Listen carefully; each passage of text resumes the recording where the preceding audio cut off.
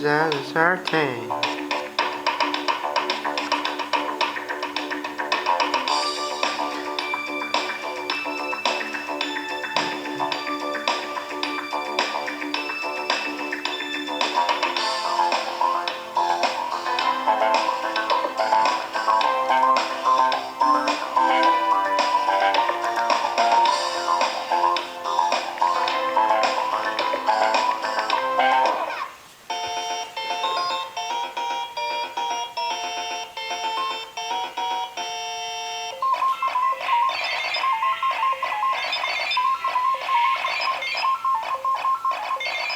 When you talk about the history of video games, there's a couple games that you have to talk about, like Pong and Pac-Man and Super Mario Brothers, that really influenced the entire video game industry.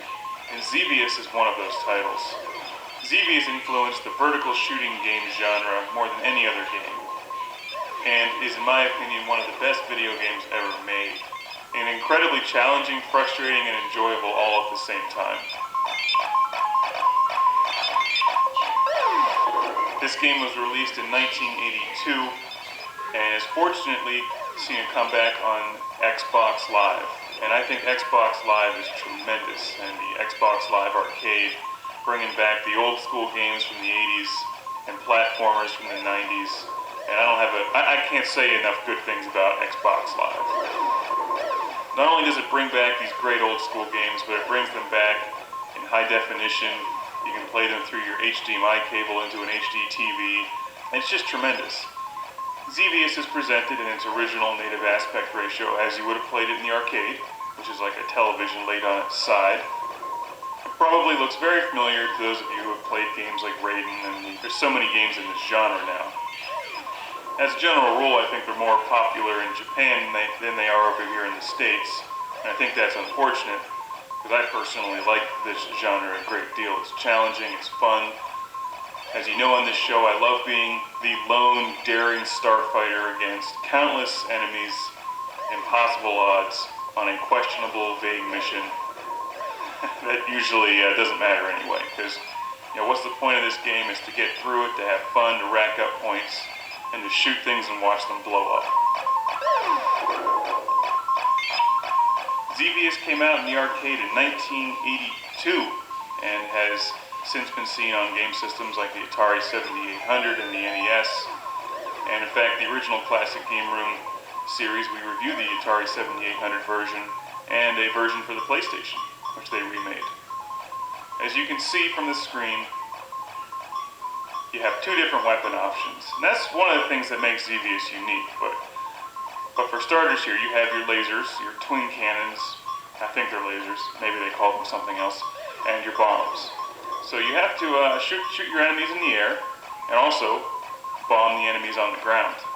And they're all shooting at you from different directions, and it's very challenging. What makes this game decidedly different from Raiden 3, for instance, which is one I recently reviewed, is that you can't power up your weapons to have this arsenal that fills the entire screen with your weaponry. You're basically limited to the two weapons that you start with.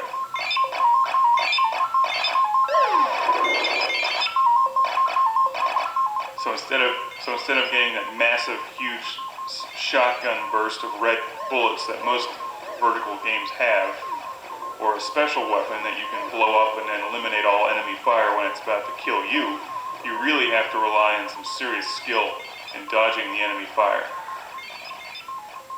Now, I generally forget the story of Xevious. You can find it online, I'm sure. But you do encounter a couple bosses as you continue on in the game. And wave after wave of enemy. The variety of enemies changes on you. And my favorite part of this game, something I've loved since I was a kid and played this on my Atari 7800, is those spinning metal plates that come at you. And at the time, those were just amazing. That kind of graphics in a video game was just unbelievable. Xevious was way ahead of its time. And you can see why it influenced this genre so much.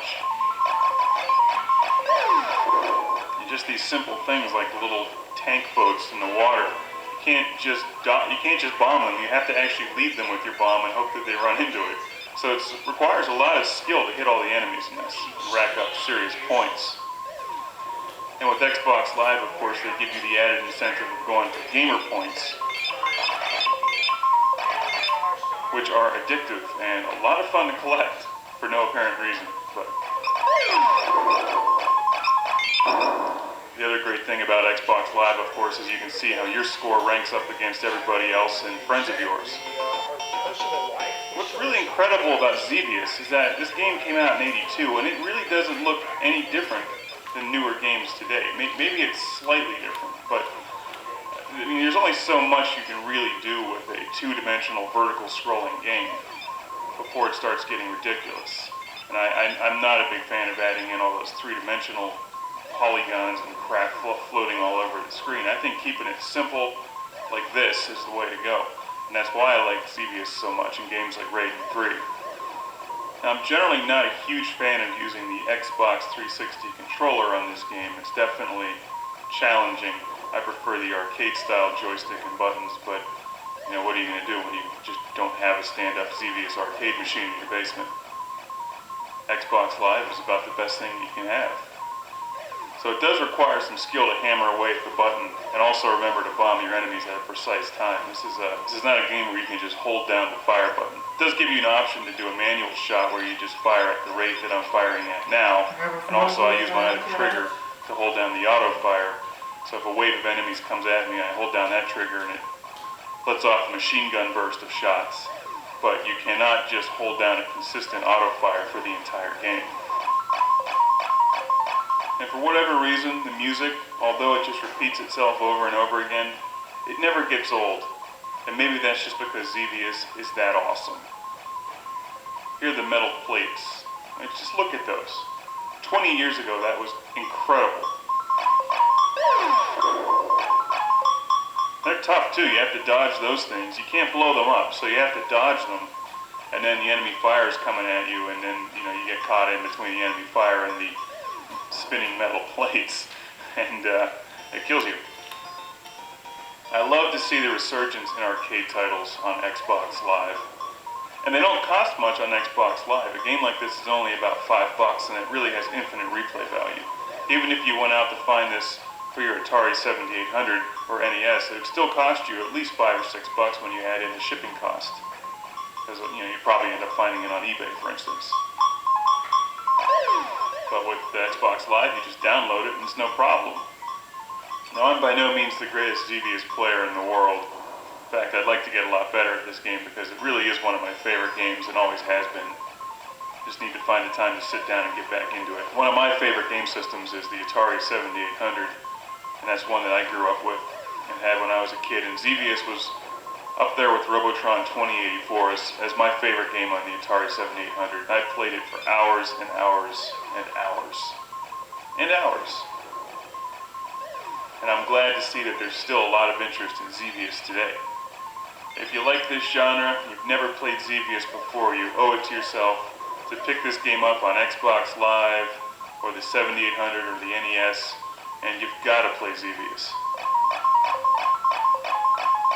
If you're really hardcore, you can go out and buy a real stand-up coin-op Xevious machine like they would have had it in the arcades in the 80s, and you can put that in your living room, in your house. And your wife can come home and be like, "Where's all the furniture?" And you're like, "Well, I put it outside because we got a Xevious machine." And she may start to get red and get mad at you. And like, "Well, why do you need furniture when you have a Xevious machine? The whole point is to stand there and play Xevious." I mean, it's only common sense.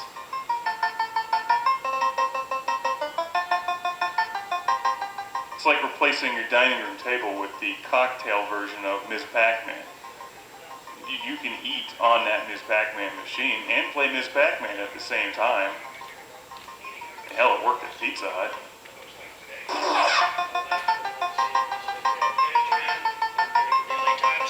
Thanks very much. Thank you.